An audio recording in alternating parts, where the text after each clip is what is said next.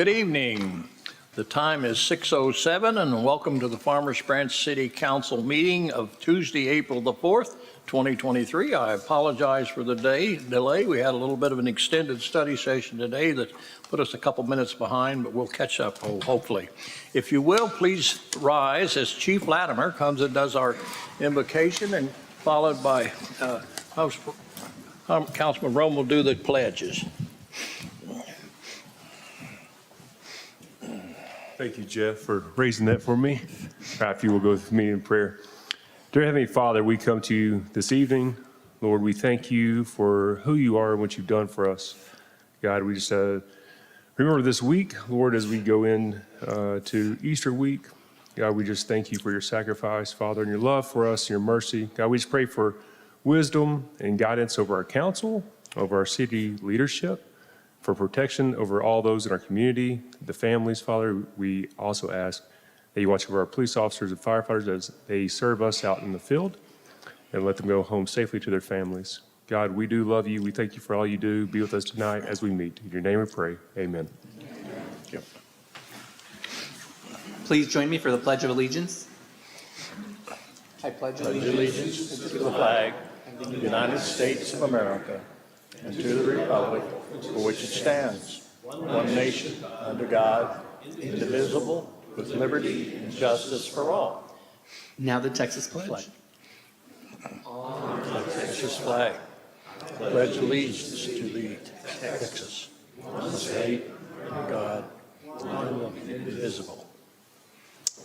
Thank you. You may be seated.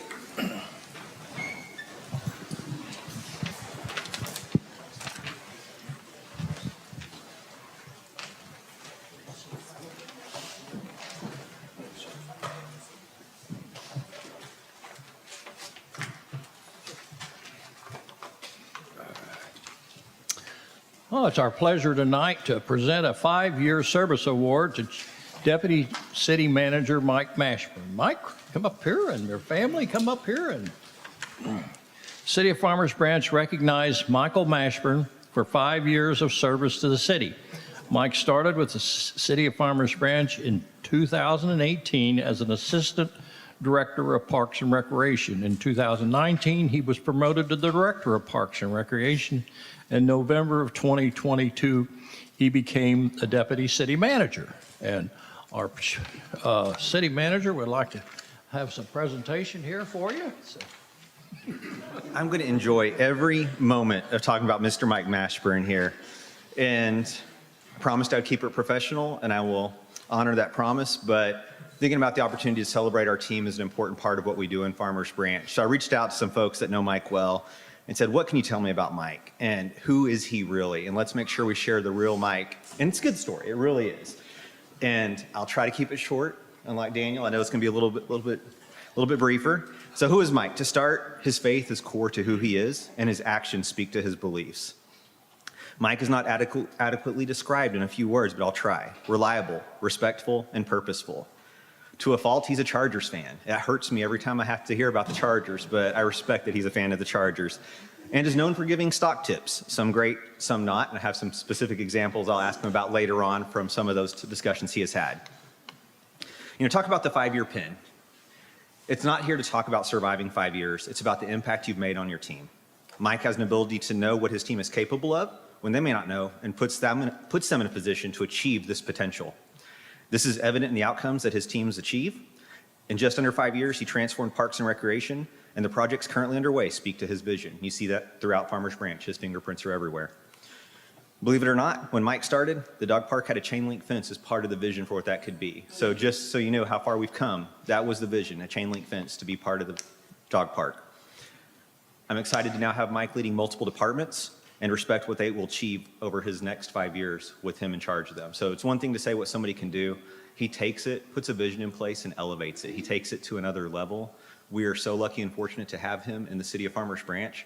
I am fortunate every day to have him as my colleague, to challenge me to be better as well. He's one of the best there is. He loves every single one of you out there, our residences, our business owners, our team members. He cares for you all deeply, and I know he's gonna push you all to be the best you possibly can be, because as you all know, second best doesn't exist in his vocabulary. It's either the best or not, and he's going to push for that.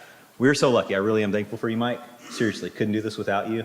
Told you to keep it brief. There you go. Congratulations, man.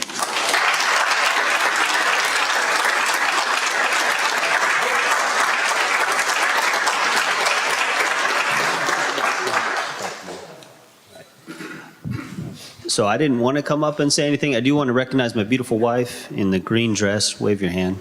So I had an old football coach a long time ago. When he met her, he saw her, he said, "Son, you outpunted your coverage." I think I did. So my lovely mother-in-law, Stephanie, and then also my daughter, Hollis, and then we have Piper and Xander who couldn't be here. But thank you all for coming here. I see all of our Parks and Rec folks. I see a lot of our board members that I started kind of this journey on. So thank you for coming. I don't believe you're probably here for all of the riveting things on the agenda, so taking time out on your busy Tuesday night means a lot to me. But I don't want to talk about any of my accomplishments. I do want to thank council for being super supportive, both our current and past council. We couldn't have done this without the visionary leadership that you all have, so I appreciate that. And also the staff. I mean, truly, these folks, the board members, the staff that we have in place, they're why you have what you have, and they're why I'm here. So that's all I got. Thank you.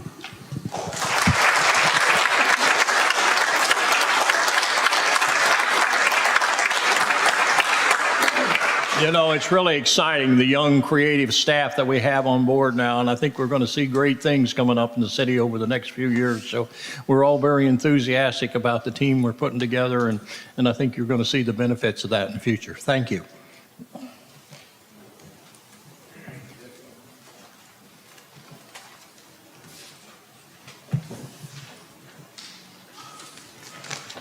Thank you, Mayor.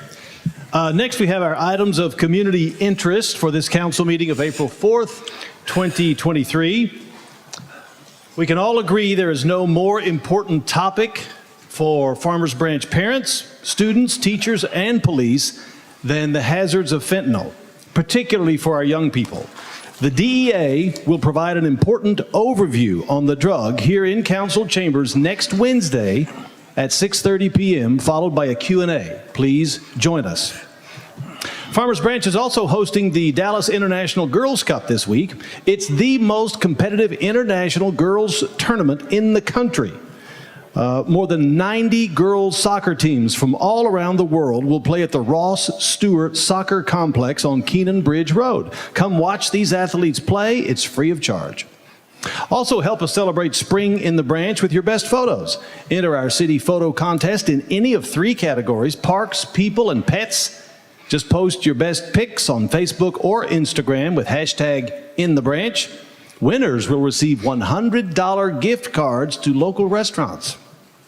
Register now for Summer Funshine, a day camp for kids ages 6 to 12 at the Rec Center this summer. Kids will enjoy field trips, swimming, games, and crafts. Financial assistance is available. Call the Rec Center at 972-247-4607. Moms and dads, register your kiddos now for our next Kids Night Out, coming up Friday, April 14th from 4:30 to 8:30 p.m. Your children will have a fun night of egg extravaganzas and pizza while you two get some time on your own. Call the same number, 972-247-4607 for details. And a reminder, we want to recognize all Farmers Branch Elementary School students on the AB Honor Roll at CFB ISD schools.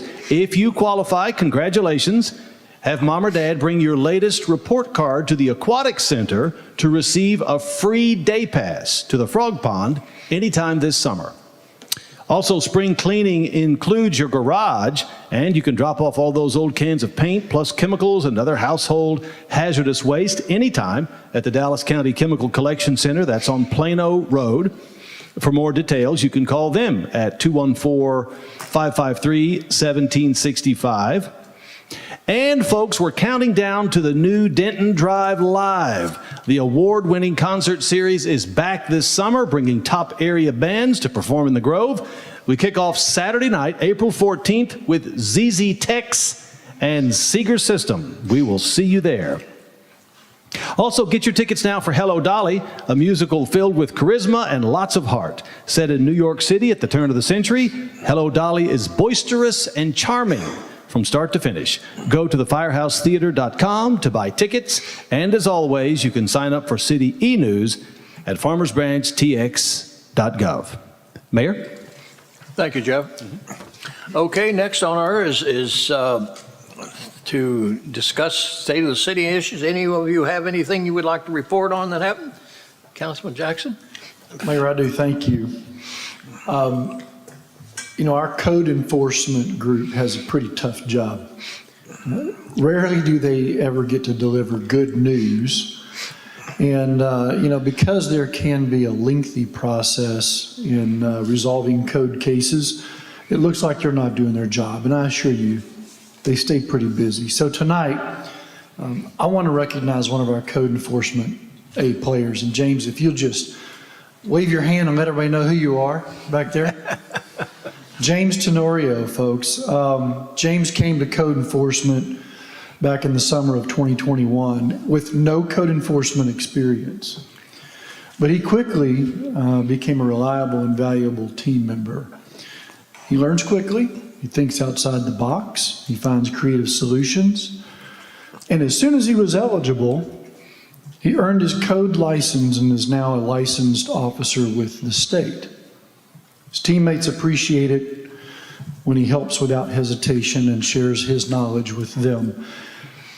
I told you they're busy. James is also a very high producer. In 2022, he had the most investigations in the department. He had 1,100 plus violations that he investigated. That's a lot. It's a whole lot. So James, my friend, thank you. You exemplify our REACT culture, and I just want to thank you for serving your city so passionately.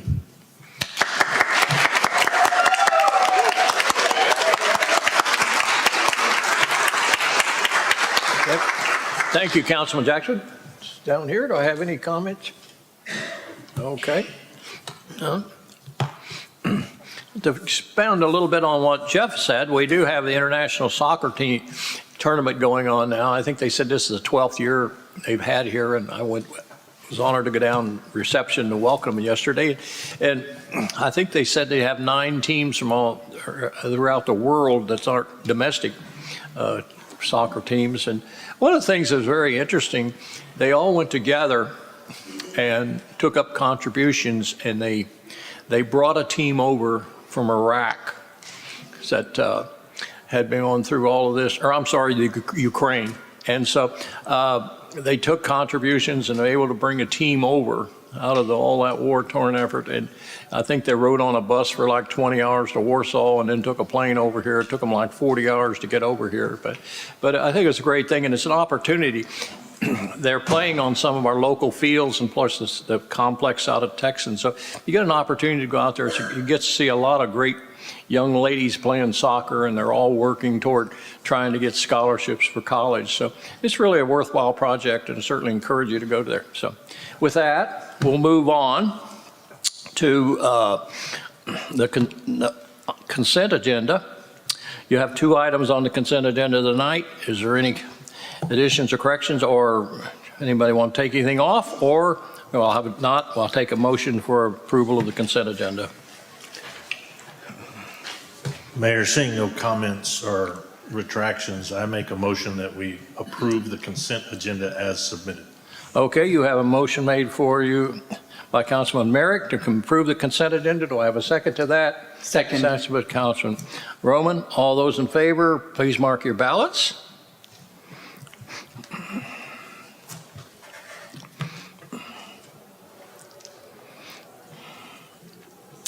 Okay, we have 5 yeses and no nos. Okay, so that passes unanimously. Move on to item I, which is public hearing, is to conduct a public hearing, consider adopting ordinance number 3790 for a specific use permit for animal kennel without outside runs or play areas on a portion of approximately 4.3 acre property located at 4280 Spring Valley Road, and take appropriate actions. Thank you, Mayor. Good evening, everyone. Shrupa Sen, Deputy Planning Director. The application in front of you tonight is highlighted on this aerial image on the left side of your screen in green. The subject property overall is about 4.3 acres, commonly known as the Spring Valley Business Center. The suite that is highlighted on this photo is about 7,800 square feet. The property is also zoned light industrial. The request in front of you is for a specific use permit for animal kennel. The business name is Cat Connection. No outdoor runs or play areas are requested with this request, with this proposed SUP.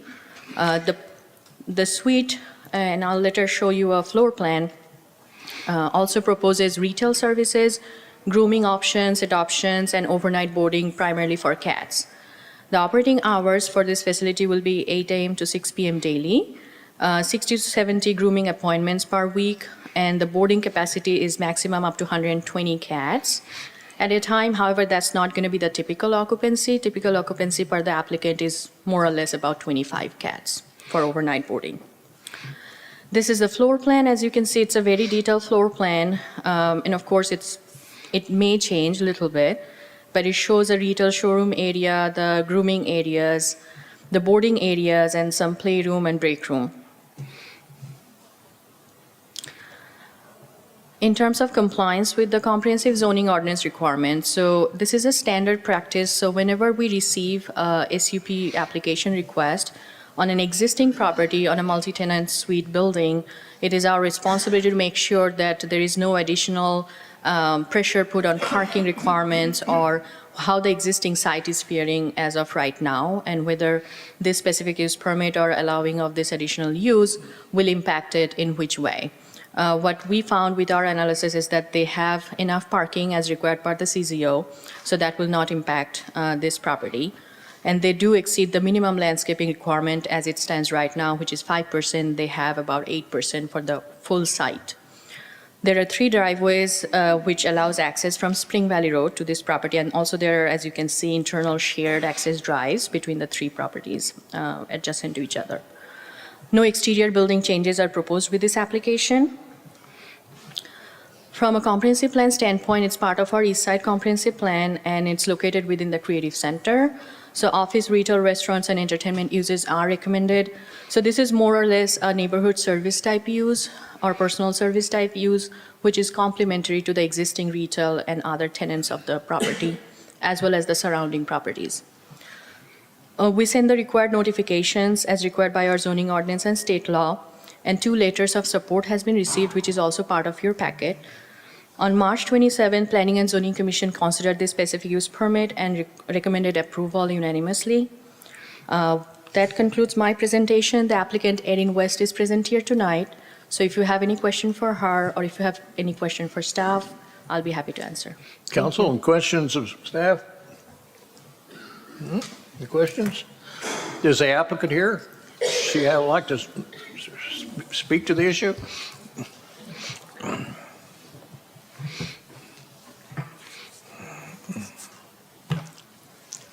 Hello, Erin West from Cat Connection on Inwood. Happy to answer any questions that you have, any concerns. We're just ready to get this. Do I understand you're already doing this somewhere, aren't you? We've been in Farmers Branch since 1989. Okay, We're good. one of your long-term businesses. Oh, all right. So I mean, your business is growing. Yes, yes, another couple And we thousand have square feet. everybody in that, only 2 people responded, and they were forced to support it. I guess cats don't bark, so it works out well. Yep. we'll be Council, any nice and quiet. questions? Mayor, I would just like to say to Aaron, thank you for, being in Farmers Branch for 30 years, and thank you for staying in Farmers Branch. You have an opportunity to go anywhere else, and you've chosen to stay here, so thank you very much. You're welcome. Thank you. Councilman? Yes, I'd just like to echo those comments. I watched the P&Z meeting, and I know they approved this unanimously, and I'm fully in support of it. And as my fellow councilman just said, thank you for your investment in Farmers Branch and for being here in a long-term business, and also for wanting to reinvest here and grow your business. So thanks very much, and good luck with it. Thank you. Okay, any other comments? Just Mayor? want, thank you again for continuing your presence here in Farmers Branch. Just want to make sure that you're familiar with all the asks in the ordinance that have been, and I'm sure you've had the opportunity, you're comfortable with all of those particular ramifications, so. Yes. Very good, thank you. Thank you. All right. Any other comments? If not, I'll make a motion to close the public hearing and make a motion on the issue. Mayor, I'd like to say once again, thank you for your patience with the process and make a motion to approve ordinance 3790. Okay, we have a presented. motion to close the public hearing and approve the motion by Councilman Jackson. Do I have a second to that? I'd like to second the closing the public hearing and second the motion. Okay, we have a second by Councilman Driscoll. Please mark your ballots.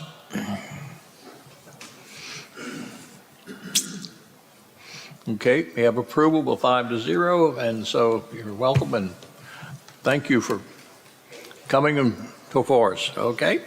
Let's move on to item J, which is regular agenda items, and J1 is to consider approving resolution number 2023-043, approving the contract with Fuqua Incorporated in the amount of $483,075 for the replacement of sewer lines in the easement between Brandywine Drive and Springdale Lane as part of the Dallas County Community Development Block Grant, CDBG 2022 and 2023, and take appropriate action.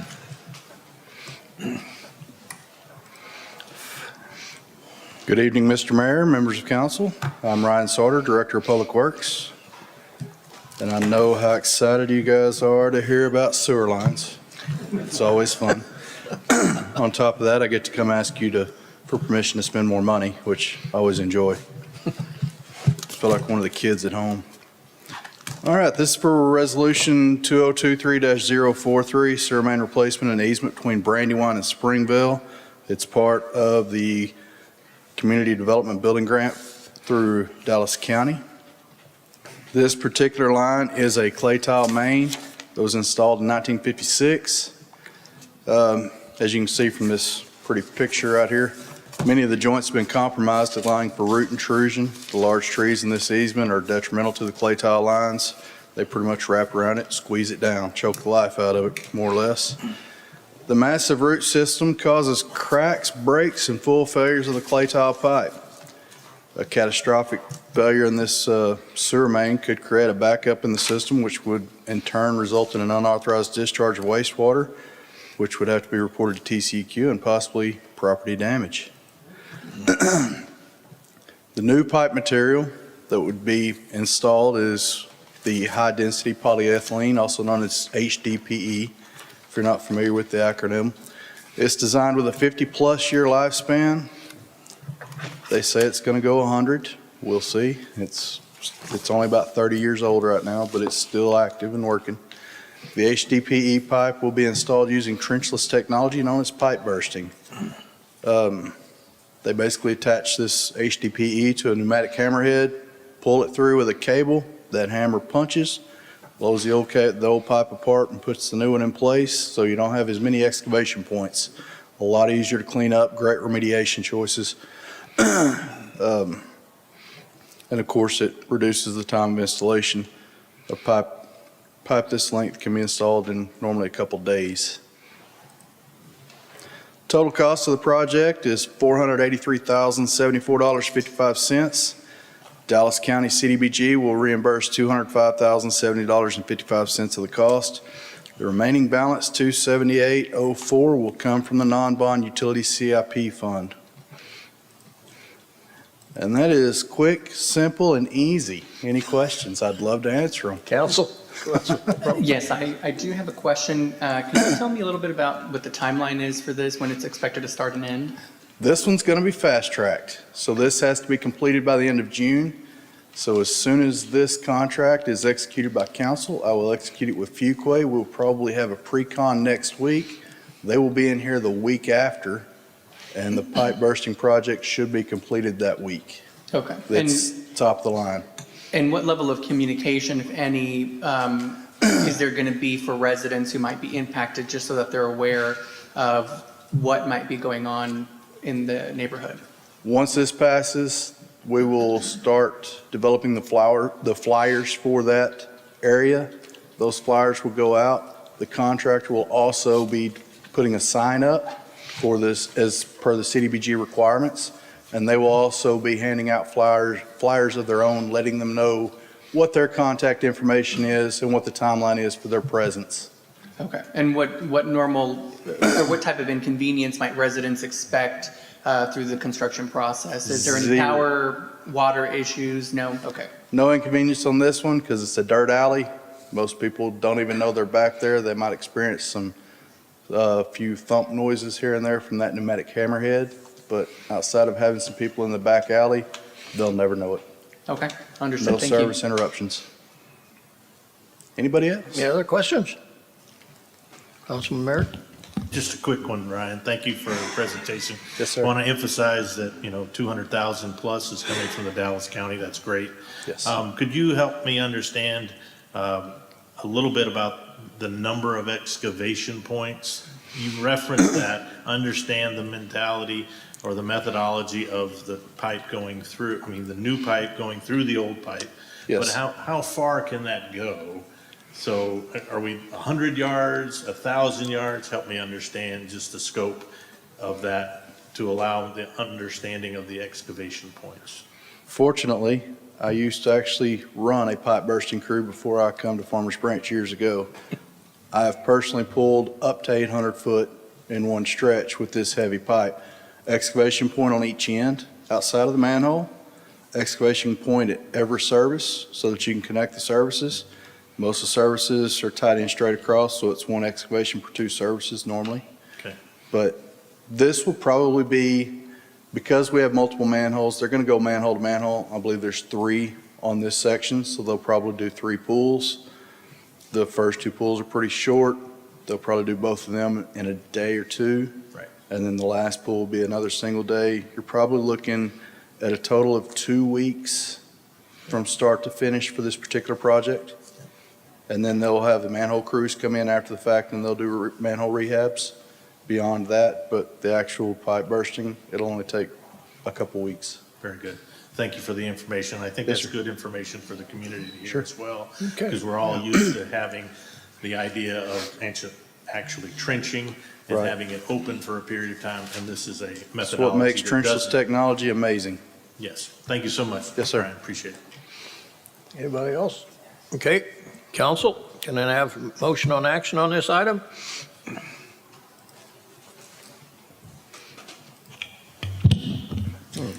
I motion to, Councilwoman Burton? I motion to approve R2023043. Okay, you have a motion for approval of this item. You have a second? I'll second that. Mayor. Second by Councilman Merritt. All those in favor, please mark your ballots.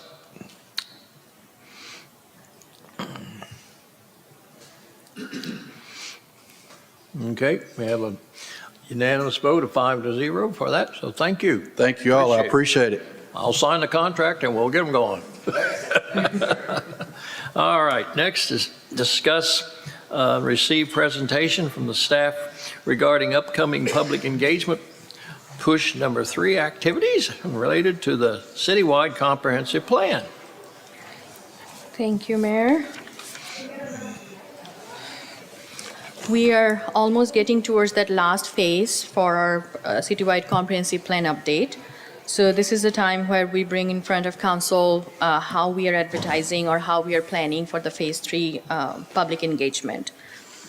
So you are probably familiar with these slides. I have kind of used this as more like a pathway, like how we started on this path. It was based on council directive, as well as one of the main focus for this study has been public input. So public input for this study has been spread into 3 phases. Phase 1 happened in early August, phase 2 early December, and now we are looking at phase 3, and the 3 dates that we have finalized, May 9, 10th, and 11th of this year for 3 community workshops. There will be technical advisory committee meetings as well as stakeholder advisory committee meeting during those same days. There will be a focus group meeting as well. This is where they're wrapping up that last chapter, that last phase of the study. We started with asking the question to the residents during phase 1. Where do you see yourself in 20 years? Where do you see Farmers Branch? Where do you see your business, your residents, your city evolve?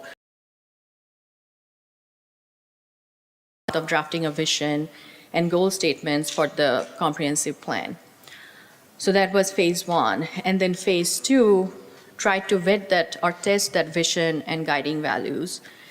And there were activities similar to phase one, talking to stakeholders through focus group interviews. There was another open house, come and go format workshop. And also we looked into the detailed analysis of the demographic socioeconomic data. We looked at land use, we looked at the STAPE analysis. That was phase two. So for phase three, you might be asking, okay, what is now the last phase? What are we focusing on in phase three? So phase three is going to be focused on implementation. So we looked at the analysis, we gathered public input, now we are marrying them together in terms of, okay, this is the vision and guiding values, and each of the strategy that's coming out of those analysis and public feedback will be tied back to the vision and the guiding values. So each guiding value will have a core, like a city in a park, or say housing diversity, or say connected neighborhoods, investment in economic development and redevelopment, strategically acquiring properties. In many cases, you will hear this common theme, what we just went through with the council's strategic planning session. There will be some common themes because that came up to the top during public engagement. However, implementation will try to kind of put that in a kind of a tie it in a nice bow and say how we got here and how we can take that next step, how we realize those dreams, those aspirational goals. With that being said, on the west side, we have discussed on May 9th, we'll do a Mercer Crossing Amenity Center. We'll have an open house workshop. At the central area, we'll have a very similar format, open house workshop at the rec center. And then on the east side, that's a new location at the Providence Tower, the West Tower, Suite 500 West. And before getting into, I know there was a question from Councilman Jackson, and I wanted to mention that also, that we will be doing targeted advertising and marketing for the east side location because we do recognize it's an office tower, so it's not very easy, it's not very intuitive to know how to get to the building, how to get to the parking. But we are actively working with the leasing agent as well as the office managers there to make sure that they will provide free parking on the basement level, that people can come and park and go to the fifth floor where the suite is located. We'll have directional signs. They already have security officers who direct their employees when they go in and out of the building during rush hour, during evening hours. So we'll utilize those helps as well. Besides that, I also wanted to mention in terms of how we are advertising or how we are going to get the word out. We have the flyer as part of the packet. It's a front and back bilingual flyer that we'll be using to advertise citywide. We are working very closely with our communication director, Jeff Brady, and his team. It is going in the utility bill insert this month. So all the residents who receive the utility bill will receive a copy of the flyer. It will be going in the email blast to the residents, the branch bulletin. We are also looking at social media posting, and I'll rely on Jeff's guidance on that. We'll do some targeted posting on our Facebook pages and social media outlets to let people know, kind of bring that excitement. We have put the updates on our website, the comprehensive plan website. So there are multiple ways we'll try to spread the word out, besides also reaching out to specific areas where there is a need to maybe do an email blast to the apartments or reaching out to the business community on the east side. So that's what I wanted to update City Council about. You all are more than welcome to attend the workshops. I'd be looking forward to seeing you guys there and hopefully to terminate into a very good plan. Okay. Any questions? Council, any questions? Feedback, direction? Councilman Merritt? Sarupa, thank you for the update. Could you remind those folks that are listening when we had the original target completion date? I'm not sure I saw it on the deck, and if I didn't, and it was there, I apologize. I believe we are on a faster path because our original scope, when it was adopted last year, it had like a 15 to 18 month period. But if you look at, we kind of started in May of last year. And right now we have it on the docket for the June 12th joint meeting for the P&Z and City Council, where they will present the full plan. And then June 26th is the first public hearing at P&Z, and July 18th would be the City Council public hearing. Or that's the schedule we are targeting for. Very good. Thank you for that update. I appreciate that. Councilman Rowland? I have a few questions. Can you provide me an update on the work that the ambassadors have been doing and how successful that committee has been at reaching out to specific niche communities? Yes, thank you for that question, Councilman Roman. That's a very good question. The ambassador program, if you recall, that was something suggested by our consultant group, and it was not something that was, I would call, like a tried and tested process that they had. It was something they were, it was one of the ideas from their toolbox. We had seen that how varied their engagement method have been. We have done open house, we have done website like story map surveys, we have done workshops. Ambassador program was one of those tools, and their scope had it as part of the phase 2. Our goal, our overall objective was, if that program really takes off and we see a lot of excitement and energy within the residents who are part of that program, then they will carry it through to the end of the phase 3. However, the people that were part of that program, and if you look at, well, actually, the last update I provided where we had the summary of the phase 2 feedback, you'll notice that there was a outline of what the program was done, how it was handled with. So we created these packets. The consultant did this around 6 o'clock or after hours web trainings with the groups where they could have those, share those packets with their residents, their neighbors, their friends and family at work or at home, and how to ask the questions that was part of the packet. And we requested them, we gave them a deadline and said, okay, once you are done having these meetings at your own pace, please bring us back the packets. So if you say we started with about 15 plus residents with this program, we got about 3 or 4 packets back. So the program wasn't, in our lenses, it wasn't super successful, and that's why we didn't carry it through on phase 3. Okay. Was I able to answer your question? Yes, that's sort of very consistent with the feedback that I received from some of the people that are in that ambassador program. And I've attended some of the different meetings that have taken place, and while I see different people attending, I saw on the west side, we had a lot of people that I recognized from that neighborhood. When we moved to the rec center, we had a lot of people that I recognized from around that area. And I know there were specific studies done kind of in District 1 in the Hispanic portion over here, south of Josie. But I didn't really see much attendance or representation from that specific community. And so I was under the impression that that would be achieved through this ambassador program, and I certainly don't want them to feel that they're left out or that things will continue to happen in the community without having their input. And so I'm trying to understand maybe how that specific community will be reached to maybe attend some of these or elicit that feedback. One of the conscious efforts we have made on every engagement efforts we have done, as you notice, we always do a bilingual flyer. So any of the materials that we're putting out, we try to encourage or try to make it mandatory that we will have a bilingual flyer where there is a Spanish translation. You're absolutely right. That was one of the big goals of the ambassador program, that besides doing other engagement, we'll target and we'll try to involve those community members who are part of, as you probably already know, Ms. Almanza was part of that group too. So I'm sure if we had heard back, we'd have understood that what kind of feedback there was. In this particular program, we haven't got very broad feedback.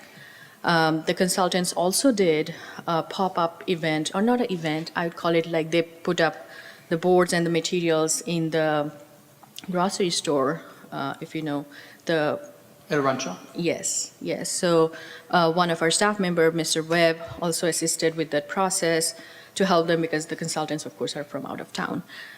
So we went there, or they went there, they set up their table for hours during regular business hours and asked those questions. And there were Spanish-speaking individuals available to ask those questions, get the responses. So those have been recorded. And how many people attended that? How many responses did you receive? About 20 or so, because There is also, they're going about their own day-to-day business in the grocery store, so it was always the balance of how to approach someone and if they're willing to give feedback. But that is a very good question. We wish we had a perfect answer on how to reach, but that has been a conscious effort to include that group. I see. Okay. What about engaging with businesses? How successful has that been? And I will go back to, I think, after the first presentation we had with the consultants, I went up to, I don't remember her name, but the lady with the short hair who's kind of like the lead.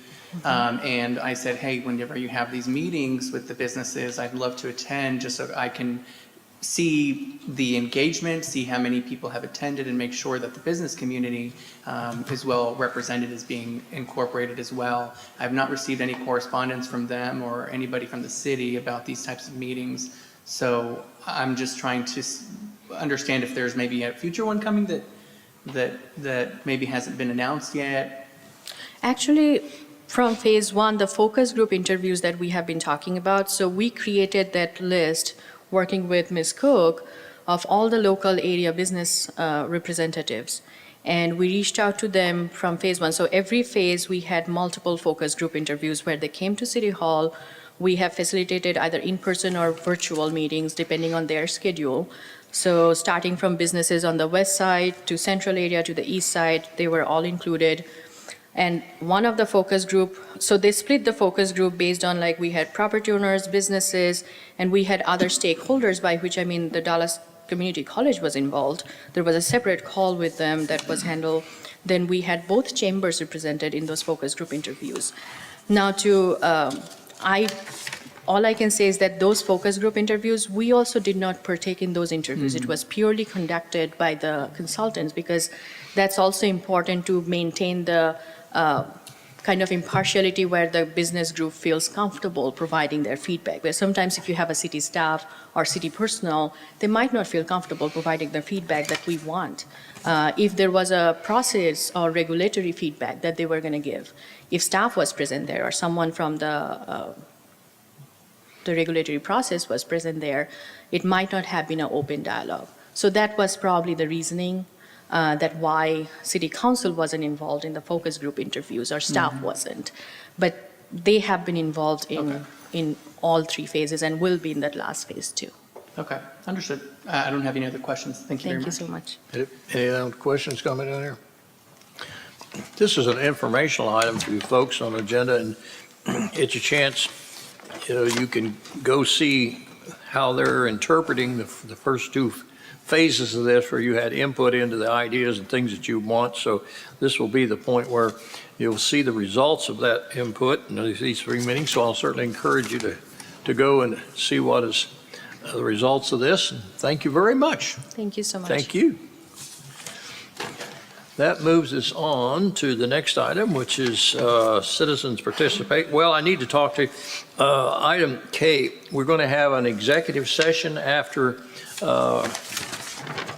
conclusion of our meeting tonight and we will be discussing in the executive session pursuant Texas Government Code Section 551-071, consultation with city attorney, and the city council will convene into enclosed executive session to discuss threatened litigation. So we'll do that following our citizens participation, and I have 3 people signed up for that so far.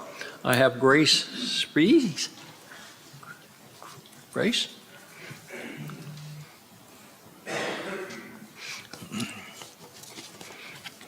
Good evening, Mayor, members of the council. Grace Spees, representing the Farmers Branch Chamber of Commerce, 13612 Midway Road, Suite 603, Farmers Branch 75244. We're here to invite all of you, as well as the residents of Farmers Branch, to a candidate forum that we are hosting this Thursday, April 6th, from 6 p.m. to 8 p.m. That will be at the Branch Connection. So we do invite all the residents to attend. If anyone would like to submit questions in advance of the forum, they can email us at info@fbchamber.com. Thank you. Okay, thank you, Grace. Okay, next I have Joanna Highcliffe. Joanna? Or do you want Tommy to go first? Okay.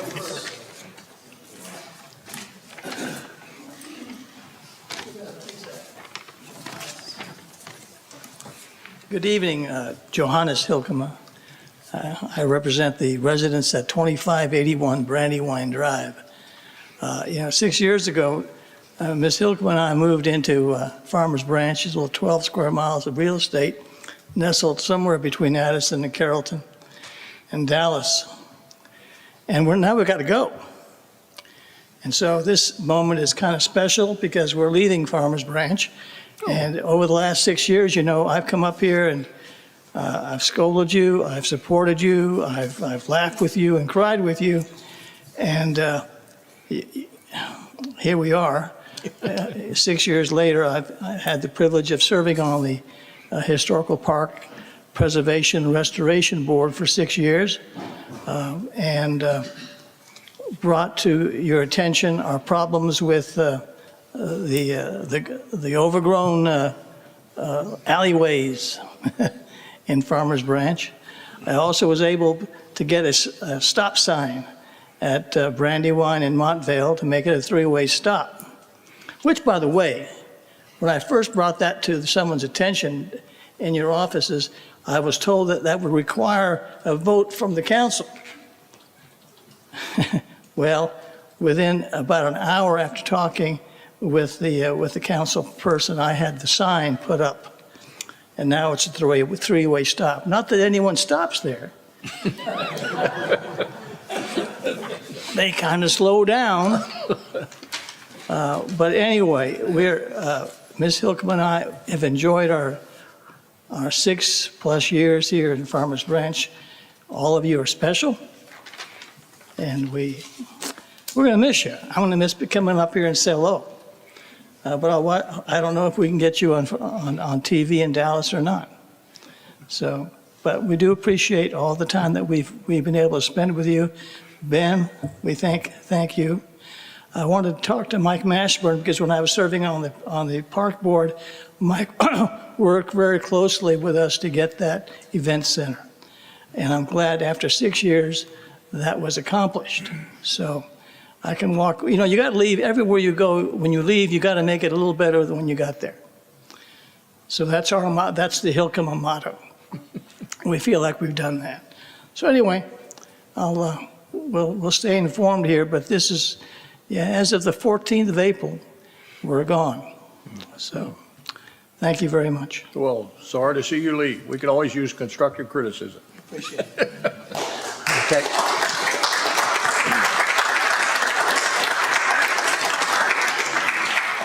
Last, I have James Lockridge.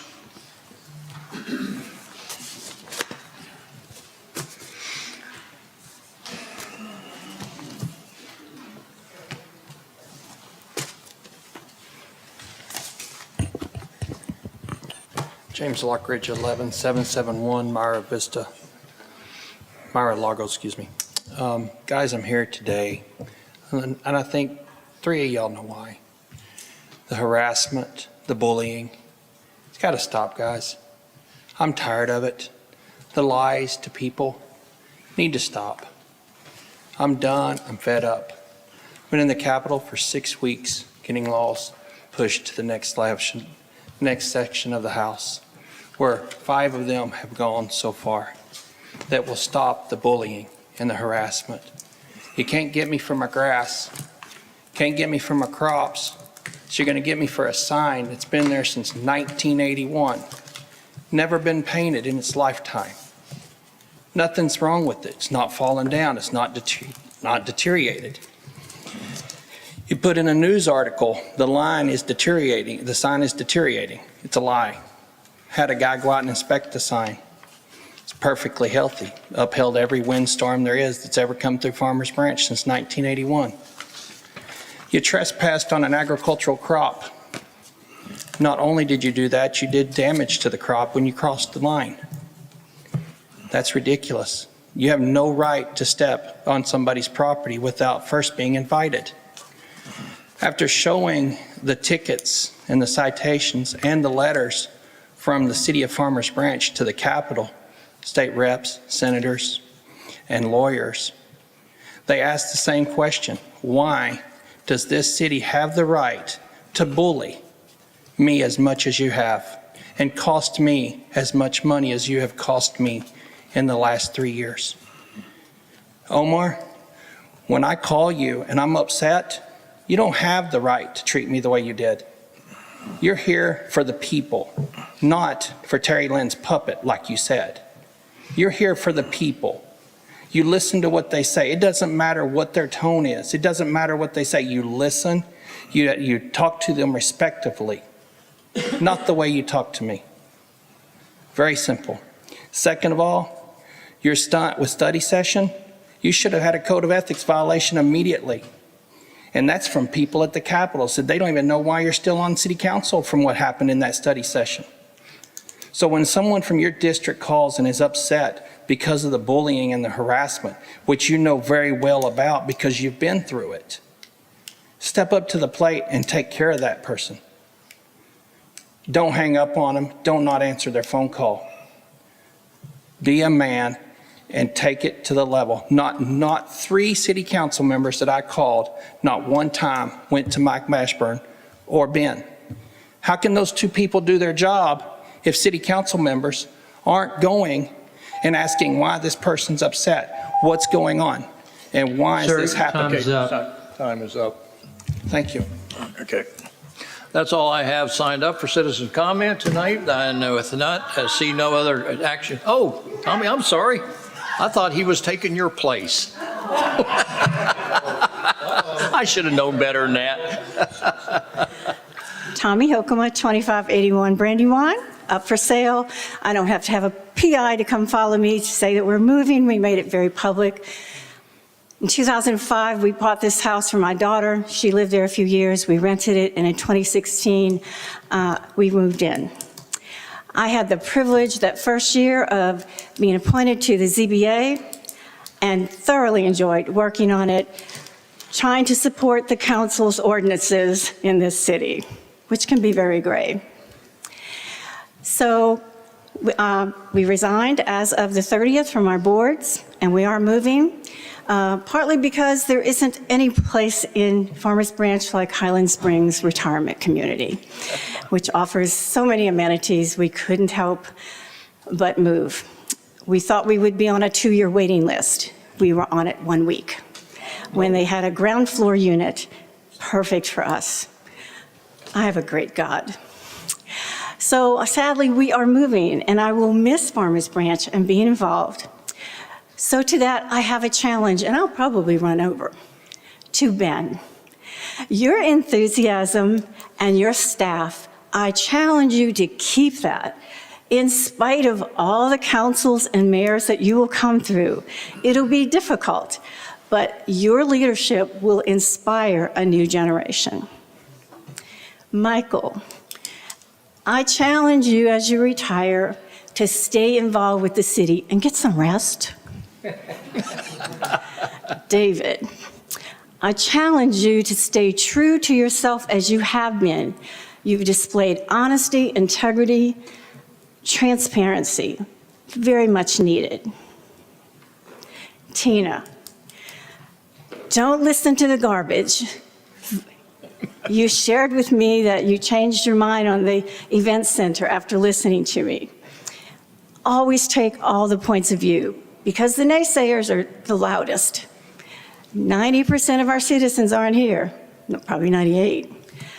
They're out working, they have families, they can't participate, so don't just listen to the people that come here. Always stay in touch with your constituents. To Omar, thank you, first of all, for finally bringing up garage conversions, which we discussed after a ZBA case. It is something like the grass alleys that have been kind of, oh yeah, we might handle that, push it down the road, something that needs to be addressed. Don't let it slip. But I also challenge you on a very difficult thing, to issue a public apology to Ms. Ratana. You shared with me that you had a personal vendetta against her. And I think that that personal vendetta led to some unfortunate discussions in the meeting, the study session. So I think it is in order to have a public apology. So I challenge you to do that. If you can't do that, I challenge Mr. Jackson, who told me he was a man of principle. Okay, Tom. And that's the only reason he brought ethics violations against the mayor.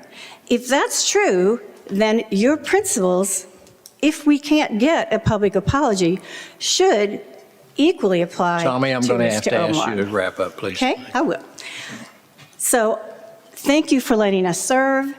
It is a great city, and I have one more challenge for Ben. Bring back the lights in the Holiday in the Park for the old people and the young people. Thank you. Okay. All right. Before I close the meeting, Councilman Omar, would you like to make a statement? I would.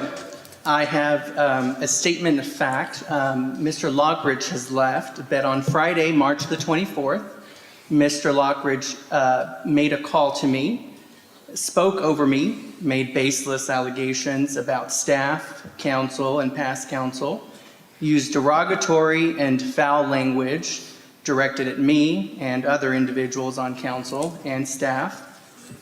I proceeded to end the call. Mr. Lockridge called me back 20 minutes later, and I declined his call. I'm committed to helping anyone and everyone, but I draw the line of respect. That's it. May I follow that? Okay. Okay. That same day, Mr. Lockridge called me a few minutes later, explained to me what happened. I actually had a very candid conversation with him that he doesn't get to speak to people that way, but also if he had valid complaints, to please send them to me in writing with the documentation, and I could and I would address those. To this day, I have not received an email regarding that. I have asked Ben and Mike repeatedly if they have received any of that documentation, so they are in fact looped in. They have not. Okay. Any other comments? If not, I think we've concluded the meeting, and we'll One more, Mayor. reconvene upstairs. Mayor, one more. Oh, I'm I sorry. guess while we're talking about this, I too got a call that same day. And I suggested that Mr. Lockridge file an ethics violation complaint if he felt that what Councilman Roman had done was in violation of our ethics code. To my knowledge, I haven't seen any of that, but I too also got a call that day as well. Statement of fact. Thank you, Mayor. Okay. Any other comments? If not, we will take a 15-minute break and reconvene upstairs for executive session at 7:20. So with that, we'll bid you a good evening, and to me,